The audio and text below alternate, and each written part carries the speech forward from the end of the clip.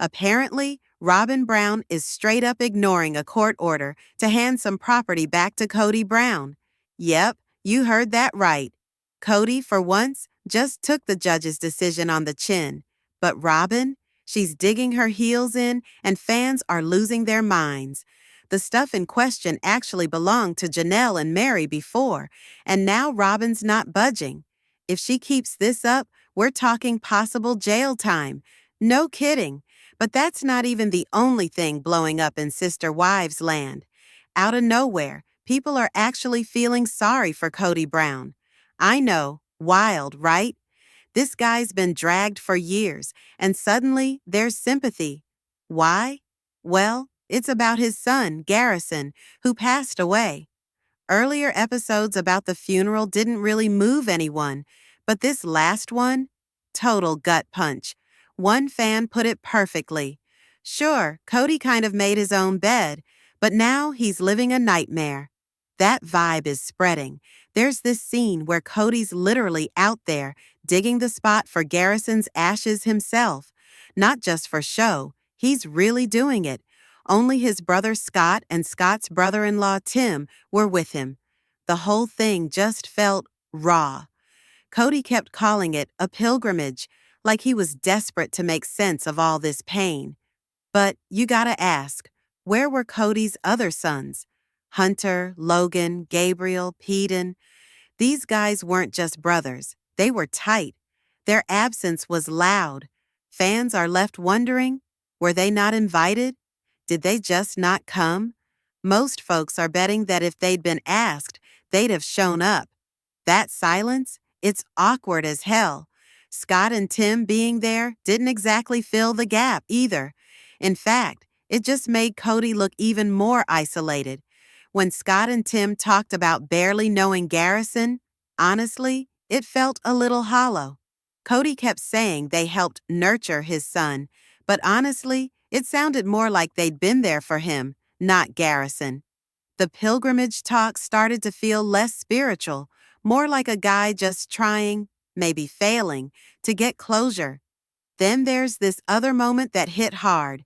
Kody, alone, holding Garrison's urn while everyone else is off hugging and consoling each other. He looked invisible.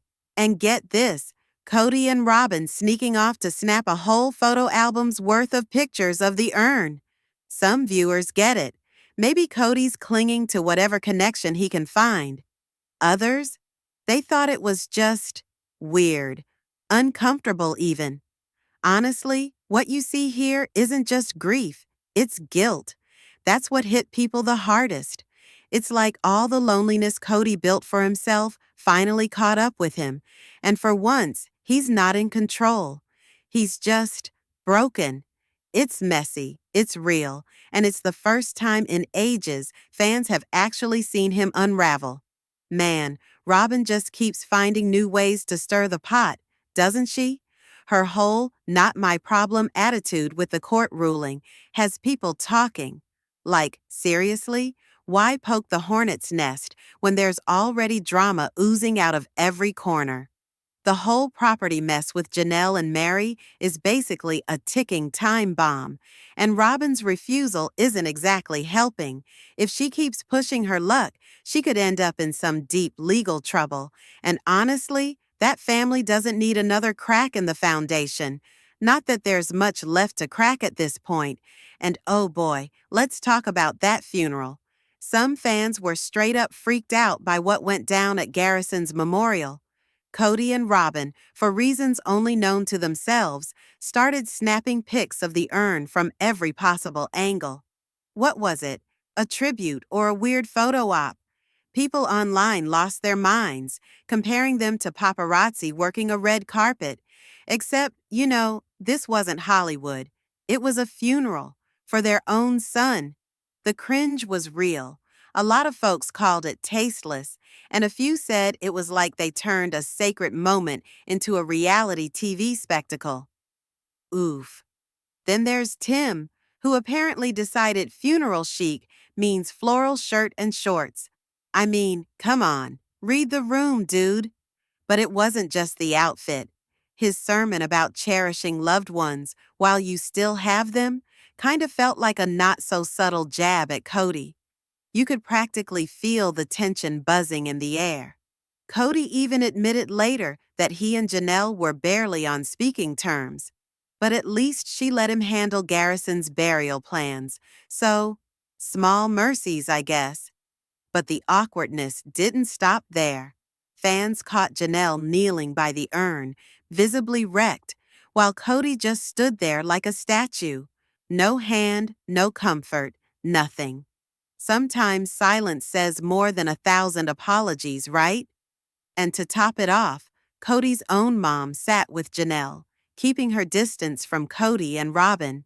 The family wasn't just emotionally split. You could see it, plain as day. Now, here's where things get even weirder. Kody decided to share a dream he had, Garrison appearing to him, all smiles, saying he's happy and at peace. Look, some people found it touching, but others? They got secondhand embarrassment. One fan basically said, "Dude, your son wasn't here to hand out forgiveness, so why are you acting like this dream washes away all your guilt?" Harsh, but kind of fair, honestly. After the service, everyone went to Kody's late dad's ranch for a celebration of life. Everyone except Kody and Robyn, that is. They were missing in action.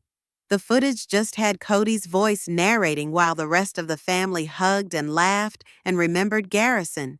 So, were they not invited? Did they bail? Did someone at TLC just edit them out for drama? No clue, but their absence was like a big, awkward elephant in the room. Back when the news hit in March 2024, Kody and Janelle did release a joint statement. Heartbreaking stuff. "We are deeply saddened to announce the loss of our beautiful boy, Robyn Brown," they said. "He was a bright spot in the lives of all who knew him. Our loss will leave such a big hole in our lives that it takes our breath away." Garrison was only 25, way too young. Since then, Janelle's been pretty open about her grief online, posting photos, sharing memories, just pouring her heart out. On what would have been his 26th birthday in April, she wrote, "Happy birthday, sweetheart. We are missing you terribly today. It's hard to believe you aren't here anymore." The family hit up Texas Roadhouse, Garrison's favorite spot, in his honor. She ended her post with, "I still feel you nearby sometimes. I'm grateful we will see each other again when my journey is completed." Seriously, if that doesn't hit you right in the feels, I don't know what will. Mother's Day in May? Yeah, that one hit Janelle hard.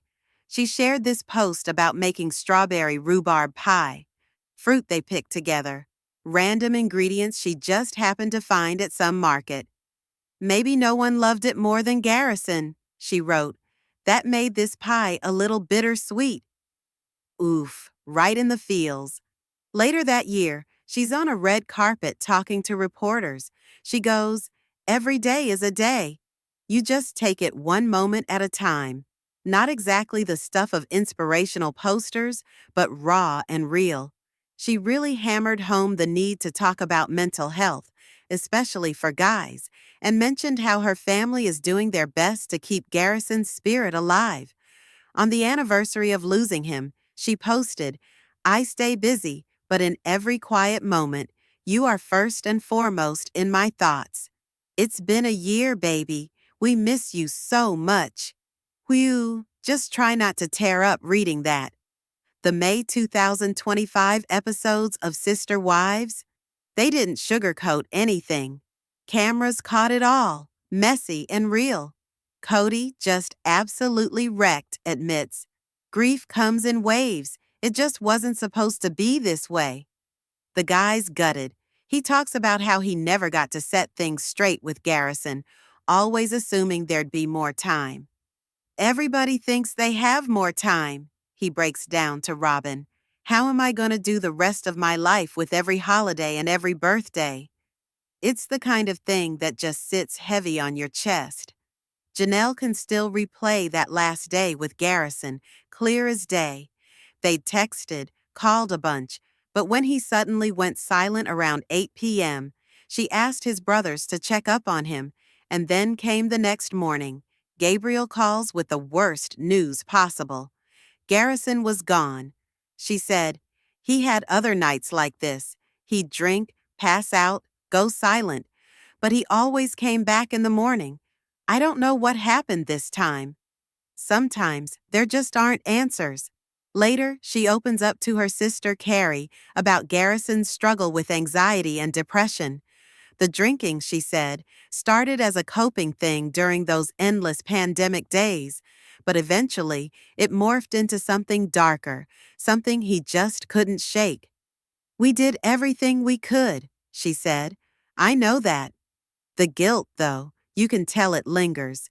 She also remembered how Garrison was with the little ones, Solomon and Ariella. He was always looking out for them, she said. He'd swing by just to see the kids. He was all about his younger siblings. That's the kind of stuff you hope people remember. And then there's Kody, hanging on to this last ritual, taking Garrison's ashes back to Wyoming, the family's old stomping grounds. A final goodbye, I guess, a pilgrimage. But let's be real, it's hard to find much peace when there's so much regret hanging around. No matter what he does, it'll never be enough to fill the hole. Man, some fans were absolutely floored by what went down at Garrison's funeral. Like, what the hell are they doing? Kind of floored. Apparently, there was this weird kind of cringy photo shoot happening. Kody and Robyn crouched around the urn, snapping pics from every angle, like they thought they were on the Oscars red carpet, except, come on, it's an urn, not a trophy. People online were not having it.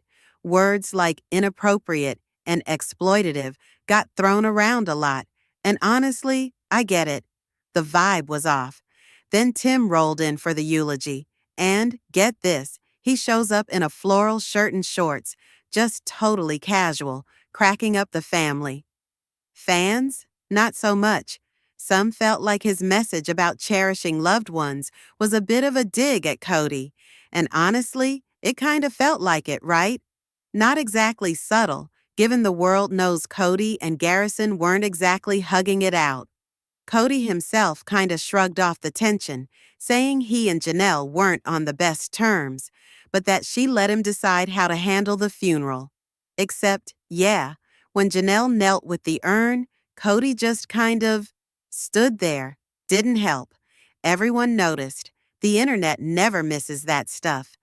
There was also this little moment with Kody's mom. She sat with Janelle during the service, but seemed like she wanted nothing to do with Kody and Robyn. Again, fans clocked it.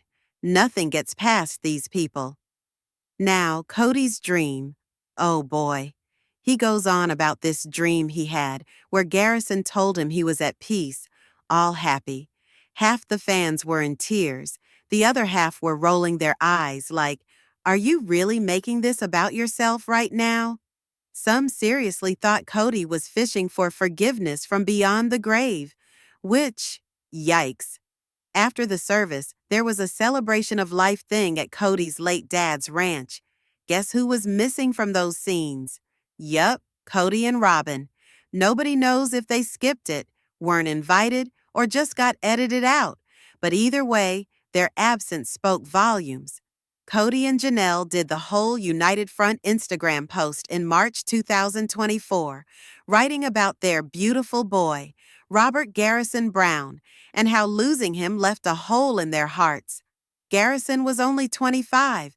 Since then, Janelle's been pretty open about her grief, posting gut-wrenching stuff, like on what would have been Garrison's 26th birthday in April. The family hit up Texas Roadhouse, his favorite, and spent the day just talking about him. She wrote, I still feel you nearby sometimes, and I'm grateful we will see each other again. Mother's Day 2024? Rough for Janelle. She made strawberry rhubarb pie because it was Garrison's thing. Maybe no one loved it more than Garrison, she said. That made this pie a little bittersweet. Oof, right in the feels. By October 2024, she told Us Weekly that grief is basically something you survive 1 minute at a time. She also made a point to talk about men's mental health, which honestly, more people should do.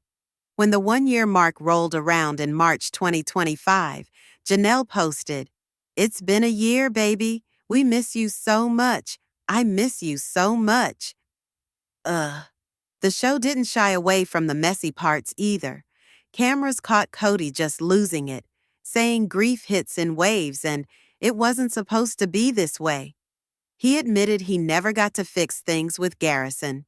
The guy was wrecked, talking about how he figured there'd be more time, and asking Robyn, "How do I go through every birthday and holiday without him?" I mean, that's rough, no matter how you feel about the dude. Janelle talked about her last night with Garrison. He texted her up until 8 p.m., then went silent. She had his brothers check on him, and by morning, Gabriel was calling with the worst news you can imagine. She said Garrison had been fighting anxiety and depression and started drinking during the pandemic, which just made everything so much harder. "We did everything we could," she said. "That one hits different." She also talked about how Garrison was with the little kids. Truly, Solomon, Ariella. He'd come over all the time, always thinking of them, always showing up. That's the stuff people remember, you know? Not the drama, just the love. So, here's the thing. Kody needed to bury Garrison close to his grandparents out in Wyoming. He just had to. Dude got super emotional and even asked the cemetery guy if he could dig the grave himself. Why? Who knows? But it hit him hard. "It means something to me," he said, kind of lost for words. And honestly, he called it one of the biggest things he's ever done. "It's the last thing I'll ever do for my boy. My responsibility. My job." Heavy. Now Mary Brown, she's not having any of Kody's "every wife should love me like Robyn does" speech. Hard pass. "I'm not gonna be Robyn," she flat out said in a preview for May 2025. And honestly, she's pissed. Said Kody never really accepted her, not for a dozen years or more. Janelle jumped in too, calling Kody's version of history total BS. Apparently, he never even tried to get closer to her, except for those fake new beginnings whenever they'd move, like that whole Flagstaff mess. "He never talked about that with me," Janelle said, shrugging. Kody, for his part, he's over the whole plural marriage circus. Told Robyn in April 2025, "I don't want another wife. It's just too much, too many headaches." He claims he started pulling away from Mary right after they got hitched in 1990, but kept stringing her along with empty promises. Mary's biggest beef? The dude couldn't just be real with her. "He's been doing this forever," she said, rolling her eyes. When Mary finally called it quits in early 2023, her friends actually cheered. "It's about damn time," they told her. Looking back, Mary figures Kody wanted her to leave first anyway, so he wouldn't look like the bad guy. Classic move. Oh, and Coyote Pass? That's a whole other soap opera. Land finally got paid off in 2023, but Kody's checked out. He straight up told Robyn he'd rather ditch it and start over. Robyn was floored. "That's not what I want," she said, totally blindsided. Janelle, thinking back on everything, said the real deal breaker was when Kody stopped showing up for their kids. "That's when I knew it was done," she admitted. "If he wouldn't fight for our family, what's the point?"